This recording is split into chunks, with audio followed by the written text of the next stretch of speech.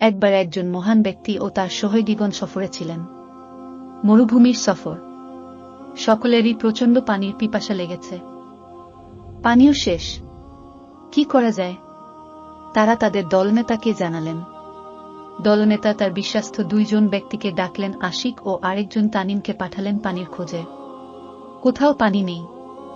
ইতিমধ্যে দেখলেন এক বৃদ্ধা 2 মশক পানি নিয়ে উঠে চড়ে যাচ্ছে। এই তো পানির সন্ধান পাওয়া গেছে। এই বুড়ির কাছে জিজ্ঞেস করলেই পাওয়া যাবে পানির সন্ধান। কিন্তু হতাশ হলেন যখন বুড়ি বলল, এখান থেকে পানির দূরত্ব 1 দিনের রাস্তা। গতকাল এর সময় আমি পানি নিয়ে রওনা হয়েছি। কি করা যায়? অগত্যা তারা বুড়িকে বললেন, বুড়ি মা, আপনি যদি একটু কষ্ট করে আমাদের সাথে আসতেন। তারা বুড়িকে দলনেতার কাছে নিয়ে এলেন। দলনেতা বুড়ির মশকের মুখ খুললেন। সেখান থেকে একটি পাত্রে কিছু পানি ঢালা হলো। সেখান থেকে দলনেতা মুখে একটু পানি নিলেন। সেই পানি আবার মশকের মধ্যে ঢেলে দেওয়া হলো। তারপর মশকের উপরের মুখ বেঁধে দেওয়া হলো এবং নিচের মুখ খুলে দেওয়া হলো। ট্যাপের মতো সেখান থেকে পানি বের হতে লাগল। তারপর সবাইকে বলা হলো, এখান থেকে পানি নাও, নিজেরা পান করো, তোমাদের বাহনজন্তুকে খাওয়াও। সকলে পানি নিল। 2 মশকে কতটুকু আর পানি থাকে?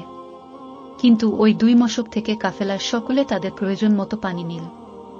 যেভাবে আমরা কল থেকে পানি নিই, এমনকি সেই পানি থেকে কেউ কেউ গোসলের পানিও নিল।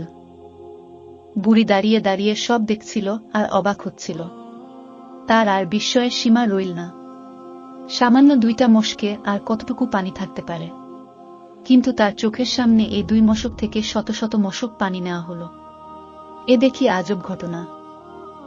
সকলে যখন নিজ নিজ প্রয়োজন মতো পানি সংগ্রহ করল, বুড়ির মশক বুড়িকে ফিরিয়ে দেওয়া হলো। বুড়ি দেখল, আমার মশক থেকে এত পানি নেওয়ার পরও এর পানি এতটুকু কমেনি, বরং আগের চেয়ে আরো পূর্ণ দেখা যাচ্ছে।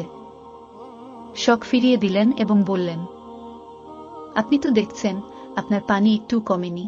আসলে আপনার পানির মাধ্যমে সৃষ্টিকর্তা আমাদের পানি পান করালেন।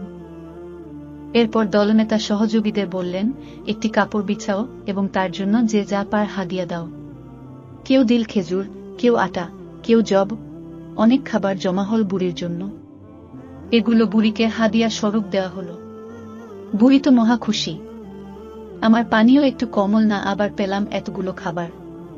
মনের সুখে বুড়ি রওনা হল বাড়ির দিকে। বুড়ি যখন বাড়িতে পৌঁছল ততক্ষণে বেলা পড়ে গেছে। সকলে তার দেরি হওয়ার কারণ জিজ্ঞেস করল। বুড়ি তখন খুলে বলল সব। দলবেতার কথা, যে লোকটা নিজ বাপদাদার ধর্ম ত্যাগ করেছে, 2 জন লোক আমাকে তার কাছে নিয়ে গেল। তারপর ঘটল আজব এ ঘটনা। সকলে তো শুনে তাজ্জব। বুড়ি বলল, সৃষ্টিকর্তার কসম, আমার সব দেখে মনে হয়েছে সে হয়তো পৃথিবীর সবচেয়ে বড় জাদুকর, অথবা সত্যই সে সৃষ্টিকর্তার প্রেরিত বান্দা। এরপর থেকে মুসলিমরা ওই বৃদ্ধার এলাকার আশেপাশের এলাকায় অভিযান চালাত, কিন্তু বুড়ির এলাকায় আক্রমণ করত না। এ দেখে বুড়ি নিজ কমকে বলল, আমার মনে হচ্ছে তারা ইচ্ছাকৃতভাবেই তোমাদের এড়িয়ে যাচ্ছে, তোমাদের উপর আক্রমণ করছে না। তোমরা ভেবে দেখো ইসলাম গ্রহণ করবে কিনা। তার কথায় সবাই রাজি হয়ে গেল এবং ইসলামের ছায়াতলে আশ্রয় নিল।